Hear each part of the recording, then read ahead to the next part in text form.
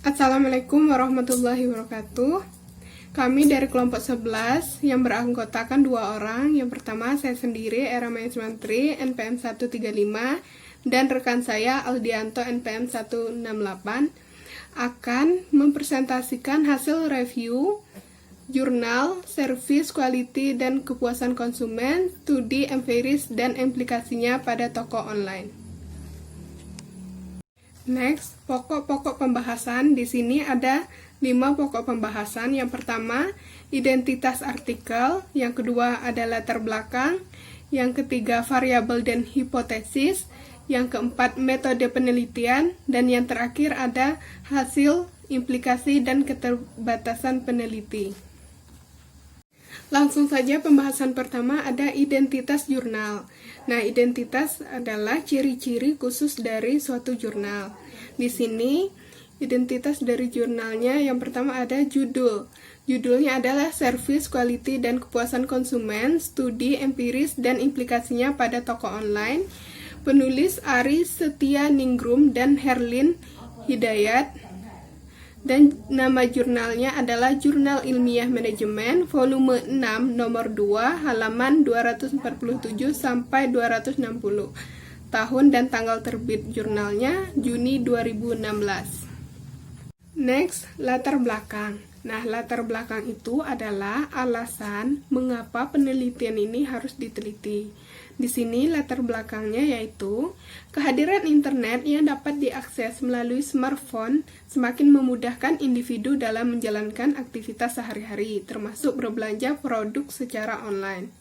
Online shopping memberikan kemudahan dan fleksibilitas baik bagi konsumen maupun penjual. Di Indonesia sendiri, bisnis online shopping terus mengalami perkembangan dari waktu ke waktu seiring dengan peningkatan jumlah pengguna internet yang mencapai 93,4 juta di tahun 2015 dan 77% dari penggunaan internet digunakan untuk mencari informasi mengenai produk dan berbelanja online. Nah, penelitian ini bertujuan untuk melengkapi temuan penelitian terdahulu dengan menguji pengaruh kelima dimensi service quality, yaitu ada tangible, reliability, responsiveness, asuransi, dan empati pada kepuasan konsumen dan menganalisis dimensi service quality apakah yang paling memengaruhi kepuasan konsumen dalam konteks online shopping, khususnya bagi toko online baru yang belum lama beroperasi. Variabel penelitian. Variabel penelitian adalah segala sesuatu yang akan menjadi objek pengamatan dalam sebuah penelitian. Variabel penelitian sangat ditentukan oleh landasan teoritis dan kejelasannya yang ditegaskan oleh hipotesis penelitian. Dalam jurnal ini terdapat 2 variabel penelitian, yaitu variabel bebas dan variabel terikat. Variabel bebas yaitu service quality, di mana dimensinya terdiri dari tangible, reliability, responsiveness, asuransi, dan empati. Tangible menggambarkan fasilitas, peralatan, dan tampilan fisik personil. Reliability menggambarkan kemampuan untuk melakukan layanan yang dijanjikan secara handal dan akurat. Sedangkan responsiveness menggambarkan kesediaan untuk membantu pelanggan dalam menyediakan layanan yang cepat. Kemudian asuransi, yaitu berkaitan dengan pengetahuan dan kesopanan karyawan serta kemampuannya untuk mendorong kepercayaan dan keyakinan pelanggan. Dan yang terakhir, empati, yaitu menggambarkan kepedulian dan perhatian khusus yang diberikan penyedia layanan pada pelanggan individu. Yang kedua ada variabel terikat. Nah, variabel terikat di sini adalah kepuasan konsumen. Kepuasan konsumen itu bisa diartikan sebagai perasaan senang atau kecewa yang dirasakan seseorang dari evaluasi mengenai layanan yang diberikan suatu organisasi dengan apa yang diharapkannya. Next, hipotesis. Hipotesis sendiri adalah jawaban sementara terhadap suatu masalah yang masih bersifat praduga, karena masih harus diuji kebenarannya. Dalam jurnal ini, terdapat 5 hipotesis yang diajukan, yaitu H1, Bukti fisik, tangible, berpengaruh positif terhadap kepuasan konsumen. H2, kehandalan, reliability, berpengaruh positif terhadap kepuasan konsumen. H3, ketanggapan, responsiveness, berpengaruh positif terhadap kepuasan konsumen. H4, jaminan asuransi, berpengaruh positif terhadap kepuasan konsumen. H5, empati, berpengaruh positif terhadap kepuasan konsumen. Nah, hipotesis ini diajukan berdasarkan dari hasil penemuan penelitian terdahulu. Nah, untuk penjelasan selanjutnya akan dijelaskan oleh rekan saya. Saya akan melanjutkan presentasi dari Mbak Era mengenai metode penelitian. Di sini ada 4 metode penelitian. Yang pertama, populasi dan sampel. Yang kedua, prosedur pengumpulan data. Yang ketiga, profil responden. Yang keempat, instrumen penelitian dan pengukuran. Yang pertama, populasi dan sampel. Metode pengambilan sampel yang digunakan dalam penelitian ini adalah non-probability sampling dengan teknik sample sampling. Pada teknik ini, sampel diperoleh dari suatu responden ke responden lain berdasarkan informasi dari responden sebelumnya. Yang kedua, prosedur pengumpulan data. Penelitian ini menggunakan data primer yang diperoleh melalui metode survei dengan cara mendistribusikan kuesioner penelitian kepada konsumen yang bertransaksi di online shop Bali Ayu Graph. Yang ketiga, profil responden. Dari 117 responden yang berpartisipasi dalam penelitian ini, terdapat 39 responden berjenis kelamin laki-laki dan 78 responden yang berjenis perempuan. Dari sisi usia, mayoritas responden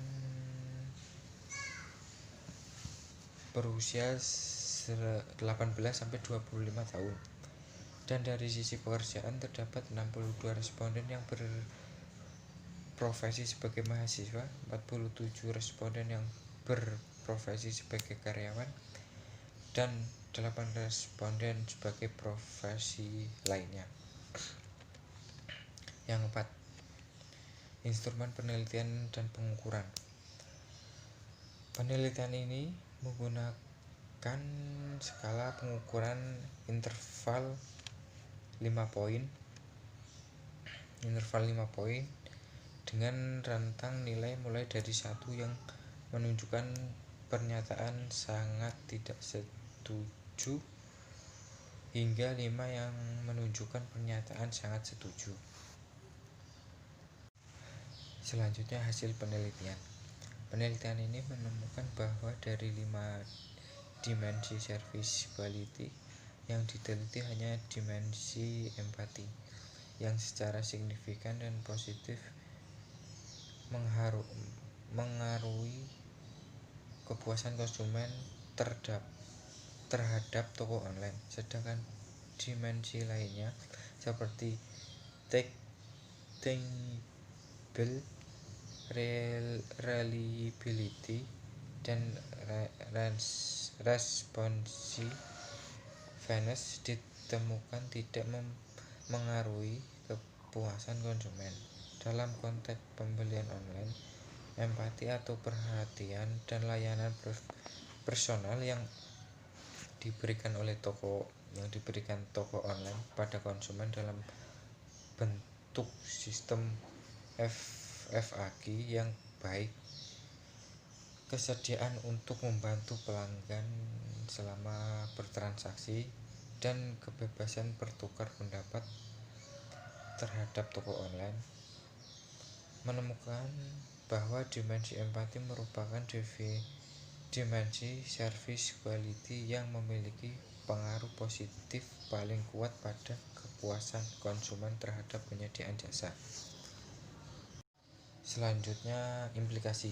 Di sini ada dua implikasi Yang pertama, dalam konteks pembelian online, khususnya toko online baru yang belum lama beroperasi, kepuasan konsumen terhadap toko online sangat ditentukan oleh empati atau perhatian dan layanan personal yang diberikan toko online pada konsumen.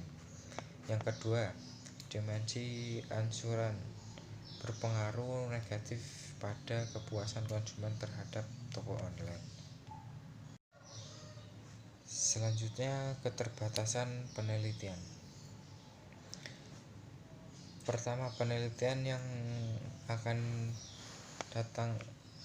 datang sebaiknya menggunakan jumlah sampel yang lebih besar dan perluas cakupan sampel untuk tujuan lebih meningkatkan nilai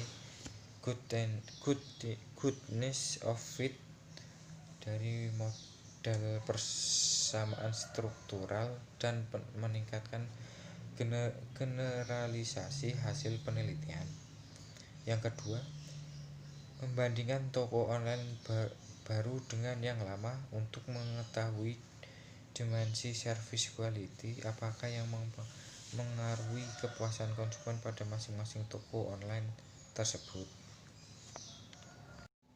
Sekian presentasi dari kami. Jika ada salah kata, kami mohon maaf yang sebesar-besarnya. Assalamualaikum warahmatullahi wabarakatuh.